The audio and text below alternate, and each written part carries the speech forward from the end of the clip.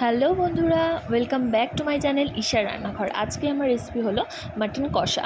চলো ঝটপট রেসিপিটা দেখে নেওয়া যাক। প্রথমে দেখো মাটনটা ভালো করে ধুয়ে নিয়েছি। এরপর এর মধ্যে আমি হলুদ, লবণ, লঙ্কা গুঁড়ো দিয়ে ভালো করে ম্যারিনেট করে রেখে দিয়েছি। এখানে নিয়েছি আলু কেটে, তারপর এখানে নিয়েছি পেঁয়াজ, আদা আর কাঁচা লঙ্কাটা আছে রেখে দিয়েছি।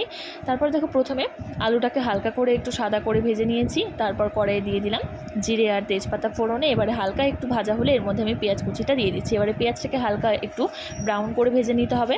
তারপর এর মধ্যে আমি পেঁয়াজ, আদা, রসুন, কাঁচা লঙ্কার পেস্ট দিয়ে 5 থেকে 7 মিনিট মতো কষিয়ে তার মধ্যে আমি ম্যারিনেট করা মাটনটা দিয়ে দিচ্ছি।